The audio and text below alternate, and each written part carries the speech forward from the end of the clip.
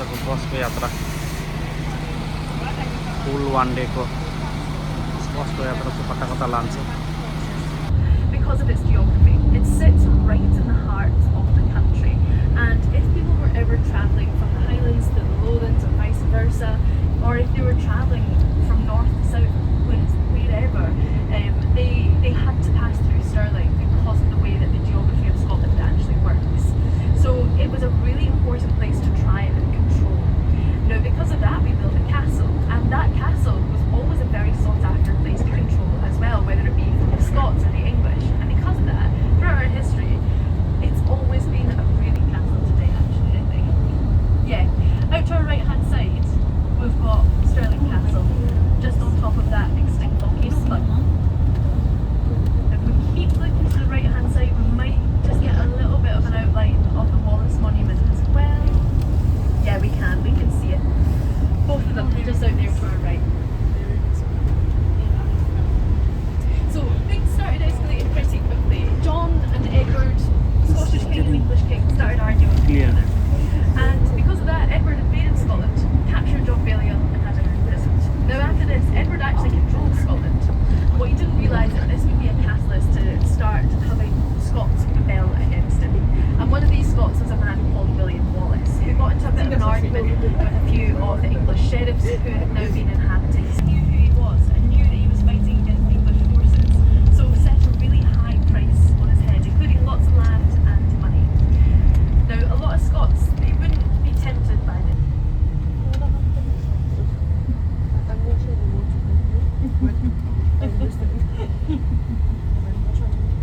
Yeah, let's not.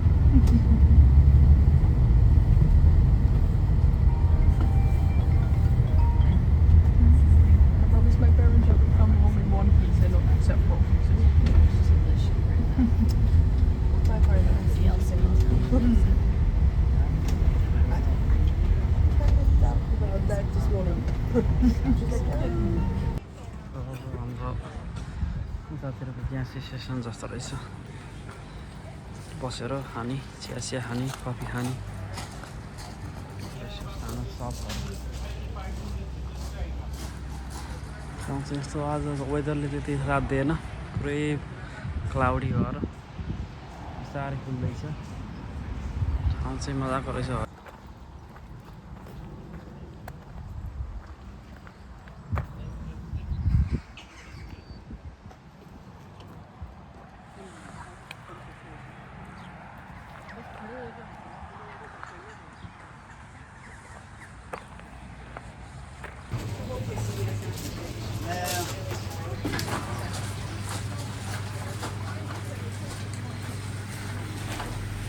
Fresh milk गाउँको फार्मको दुध किन्न पाएको रहेछ. So lots of people started travelling to the places she had travelled to. So places like Callander, Pitlochry, Strathpeffer, Aberfoyle, Aberfeldy, just to name a few. So a lot of the buildings, they date back to the Victorian era, and you can actually tell, especially because around about this time we've seen a real romanticisation of Scottish culture, history, and because of that, a lot of these Victorian spa towns, a lot of the houses and buildings look almost like little miniature castles. And a lot of flats.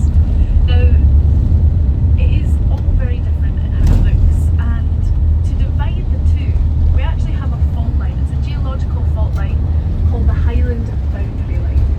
Now that height feet away from them. So we're going to see our first loch of the day in just a little second. That's going to be Loch Lubnaig. Now Loch Lubnaig is a really good example of how things in the Gaelic language are named very literally. We like to just name things exactly how we see them. So Loch Lubnaig means the bendy loch. So when you look at it from an aerial view, it has a massive curve in it. So we'll see Loch Lubnaig out here to our left. So it's the bendy loch, or the bendy lake. It's a really popular one with people who enjoy water sports. It's really easy to get to from Edinburgh and Glasgow. You just drive all the way up to Loch Lubnaig and that's you, done and dusted. And a lot of people will do kayaking or paddle boarding or swimming out in the loch. Now, all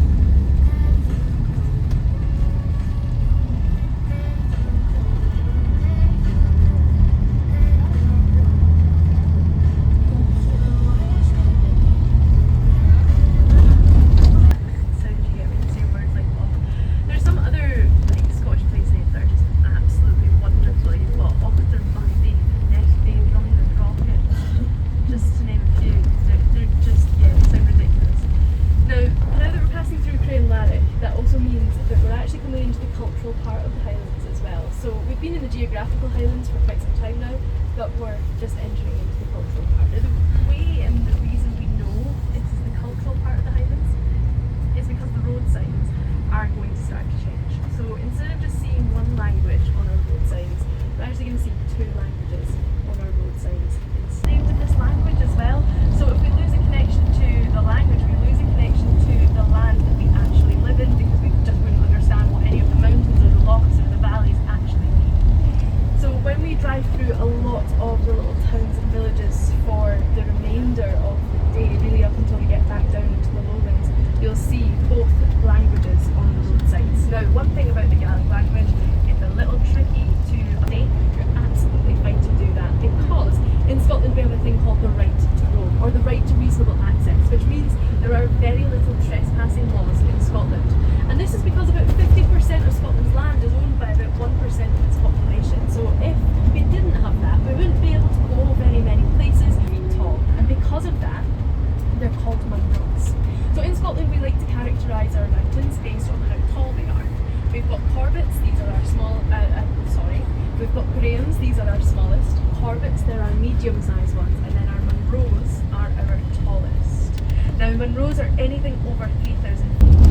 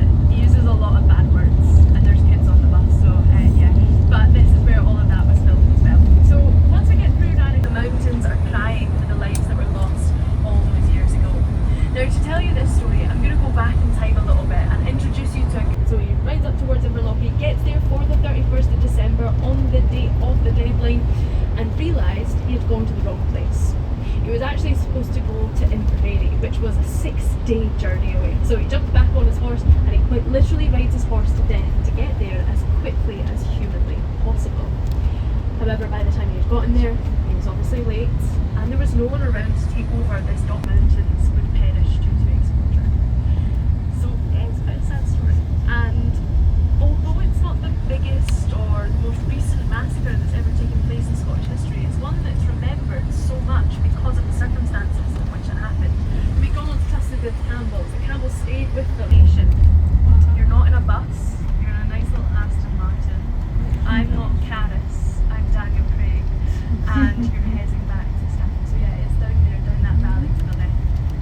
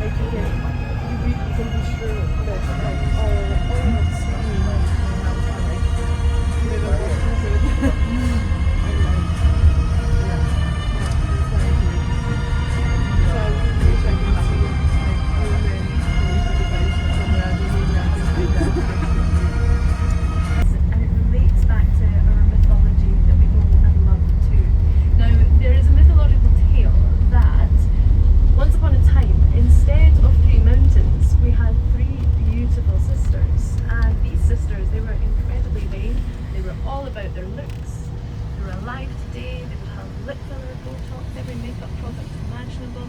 But hundreds of years ago, those things didn't exist. What did exist, however, was things like magic and prediction. Kodak predicted that if a bridge was ever completed over Loch Leven, then fire, flooding, and pandemonium would ensue. You can see there's a bridge.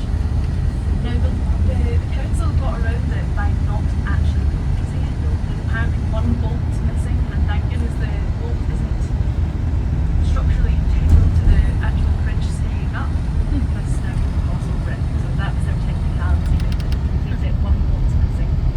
So now this is us just driving alongside the mouth of Loch Leven and Loch Linnhe as well. So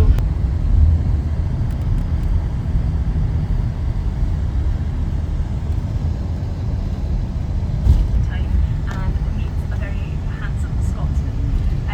That doesn't work in real life, unfortunately. Now the standing stone, you'll see it just out to the left hand side. It is one of many standing stones that we have across Scotland.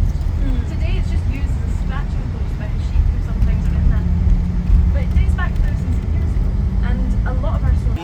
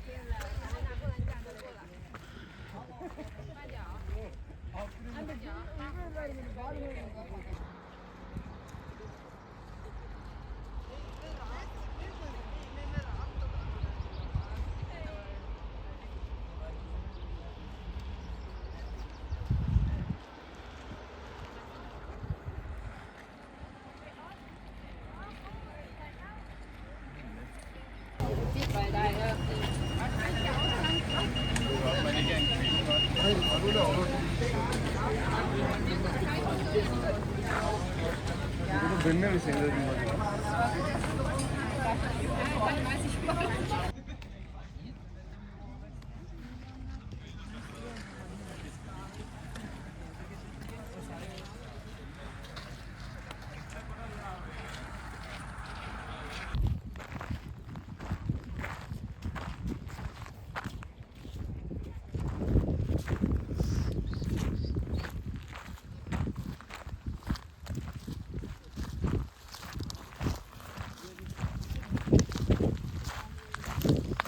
You see the water.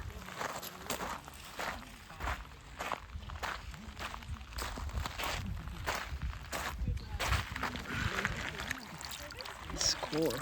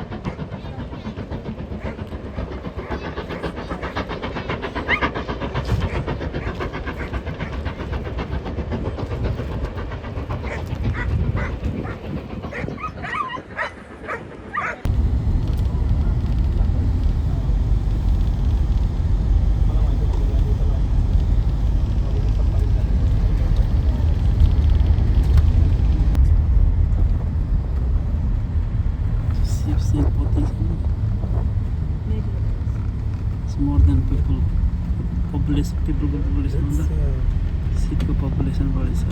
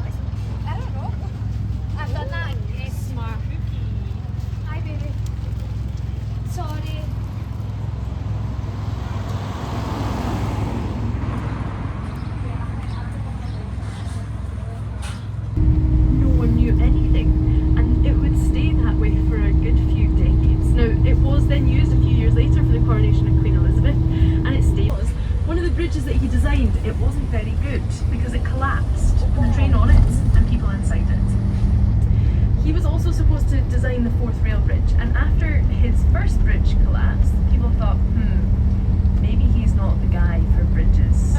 So what we'll do is we'll ask someone else